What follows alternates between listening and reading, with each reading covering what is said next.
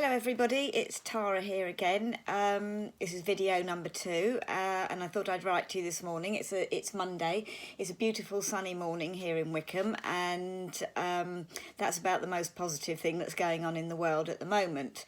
I don't know what I want to say to you, so I'm going to I've written a few notes, but I'm just going to let it happen and see where we get to with it. I wonder how you're all feeling after yesterday, which in the UK was Mother's Day. Probably the weirdest Mother's Day most of us have ever had. We couldn't get to see our own mothers, or perhaps mothers couldn't be visited by their loved ones. And for those of you whose mothers are already in spirit world, they couldn't go to the places where they would honour their mothers, perhaps where the ashes are scattered or where they're buried. So for everybody, it was a time when we had to take to our homes and talk to our mothers over our videos and just think about them and send love out to them, which is what I want to talk to you about today, sending love out.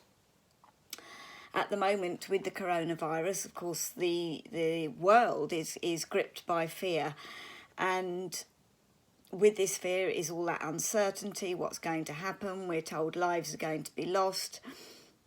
And we all don't like the thought of losing our loved ones, and I'm not minimising it in any way as I talk to you. But if we can remember not to think of ourselves as individuals, so not Tara or not whoever you are, but as greater souls than our physical bodies, then that brings us all to being a collective, and as part of that collective we are all one. And as we are all one, then we're all in it together. And I don't mean that just in the physical sense. I want you to try and think of yourself as greater than just who you are.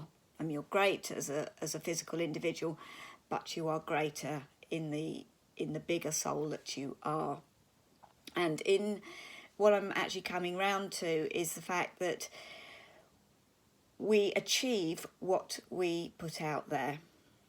And at the moment, we're all putting out a lot of fear, and I totally understand that. And we're putting out what if this happens, what if I lose that person, what if we all get it? And that, of course, is something none of us can control, unless apart from following the guidelines. But also it's something that we are adding to. We are adding to that fear, and as we add to that fear of, oh my goodness, we're all going to get it, oh my goodness, we're all going to be shut in forever, and all of those things that are running through our minds at the moment, we are creating that. We're master manifestors, and so at the moment we are creating fear. Now, I'm not in control of the coronavirus any more than you are, and I'm wondering and asking what it's all about, and I'll come to that, maybe not in this video, but in another one. But what I'm saying is the fear is being elevated by what we're putting out there. And so I'd ask you today if you can just take a step back and try to manifest us all being well, yourselves, your family, the greater world, us all being well, then hopefully we can start to put the energy out there that all will be well. And it's not just a false hope. We know that as a group, if we send healing out, it gets there and it works. So why not in this case can we not all sit in our homes, as we're going to be doing for the next 12 weeks or more, and actually send really lovely energy out to the world, to ourselves, to all those wonderful NHS workers and care workers, and all the people in these supermarkets that are having to put up with all the madness that's going on there as well, because all those people that are fearing that they won't have enough are actually manifesting lack. And if you put out the fact that you will have lack, that's exactly what you will experience. And so I'm just asking, perhaps in this video, that as a collective we could take a few moments in our day just to send those thoughts out, those loving thoughts that all is going to be okay. I mean, I think at the moment, for whatever reason, the world is taking a bit of a break. None of us are allowed to travel, or in a very minimal form. Nobody's allowed to go out much, and certainly in other countries like Spain, Ibiza, and everywhere like that, they're actually being told to stay in. And I think perhaps we have to also look at where we are, because I think we might only be a few days away from that ourselves.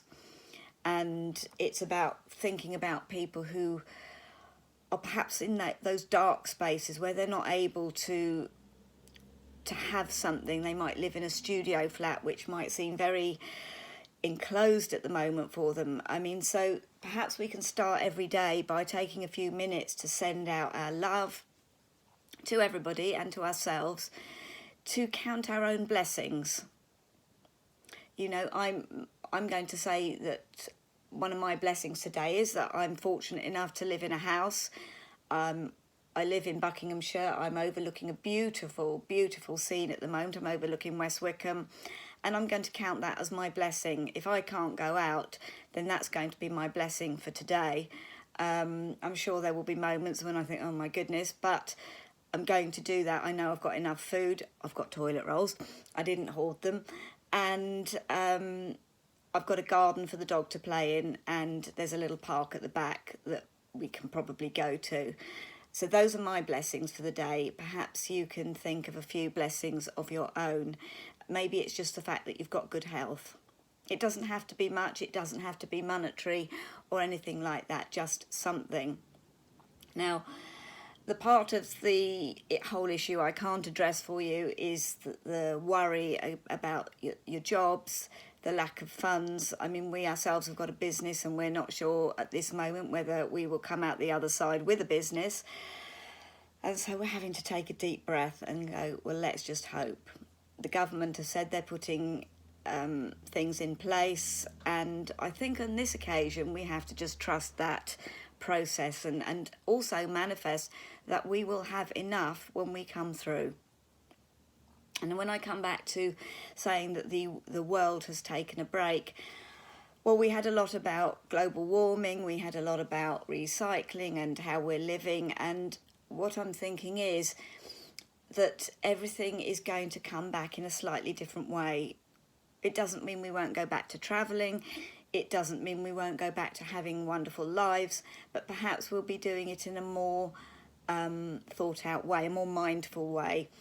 And maybe there will be certain elements of travel that people won't have because we'll realise it isn't right. But also maybe when we come back to all of this when we've come through this period of time, perhaps we will find that we're all loving each other a bit more. We're all a bit kinder to each other, and something will have shifted.